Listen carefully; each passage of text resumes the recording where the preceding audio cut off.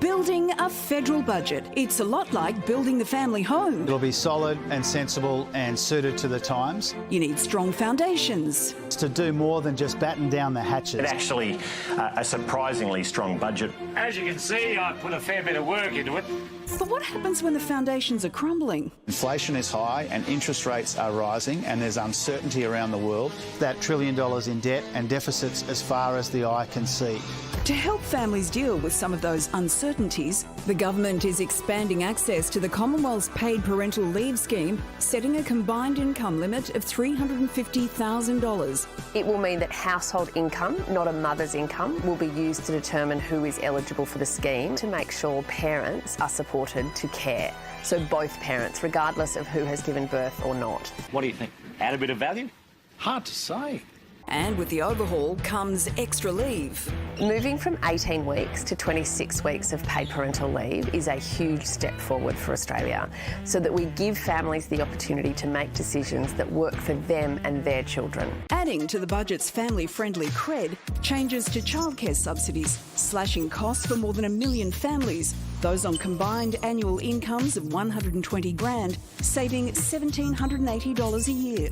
Inaccessible and unaffordable early childhood education and care is the single biggest barrier to women's workforce participation. Tapping into our existing female workforce is fundamental to lifting productivity.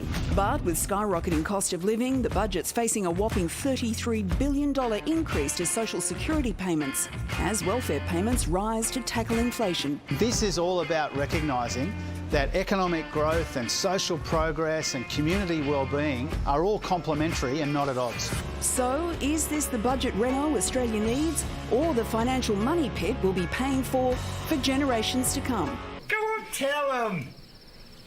Dale dug a hole. Well, the Finance Minister, Katie Gallagher, joins us now. Katie, your family-friendly budget's got some parents keen, but is adjusting leave and care enough given this cost of living crisis? Yeah, so it's a big part of the budget is our focus on delivering our election commitments, so our childcare policies, dealing with the energy crisis that's underway, investing in skills. So we're definitely going to deliver on all of that. PPL, another important reform. So we're looking to make sensible investments where we don't add to the inflationary pressures that everyone's dealing with in the economy. We don't want to make the bank's job harder, but we do want to make sure we're providing sensible cost of living relief where we can. So, Katie, families on a combined income of $350,000 will now get more generous parental leave arrangements. Is $350,000 a lot to earn and then receive more help, do you reckon? Well, I guess the way we're approaching this, and we heard it in the Jobs and Skills Summit, is that women's participation in the workforce is an economic priority. So we don't see this necessarily as a welfare or a handout, but it's more about making those investments in childcare, making the investments in PPL so that we can make sure we don't have this sort of talented workforce that isn't able to work because it's not flexible enough for their caring arrangements. So that's part of our approach in this budget, is to make sure that we are, providing, I guess, modern supports for modern families, whether they be single-parent families or two-parent families, trying to make it easier for people to manage those different responsibilities. The budget forecasts show that wages will stay below inflation until 2024. Isn't that contrary to what you guys were saying during the election, that actually wages should essentially keep up with inflation?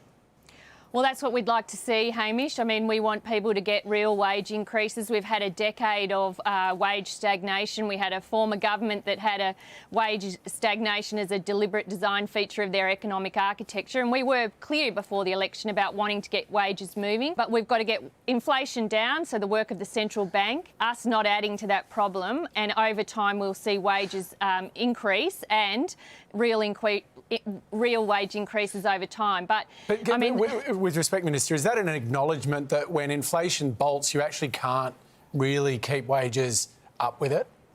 Well, I don't think anyone's, the last inflation numbers were over 6%. Treasury is forecasting inflation to peak around 7.75%. I don't think anyone's expecting in this economy that wages can keep up with that. But what we have to do is invest in the productive side of the economy, The bank is dealing with this inflation challenge. We shouldn't be adding to that with this budget, and we won't. But we need to make sure we're getting wages moving over time, which is why, you know, we supported the minimum wage increase while we're putting some money aside for the aged care and the care economy wage increases we want to see. So we absolutely want to see wages get moving, but we've got to deal with this inflation challenge first up. Well, speaking of economic circumstances, the budget's found an extra $100 billion in revenue over the next 4 years. Are taxpayers going to see any of that in terms of much-needed cost of living relief? Yes, so this very welcome increase in revenue, which you'll see the majority of that we'll put towards budget repair. We do have a budget that's in structural deficit and we need to deal with that. I mean, these short-term increases in revenue don't deal with the longer-term challenges we're facing, particularly around the NDIS, around servicing the debt that we've got, about dealing with some of those challenges in defence and hospitals and aged care. So that's the first point.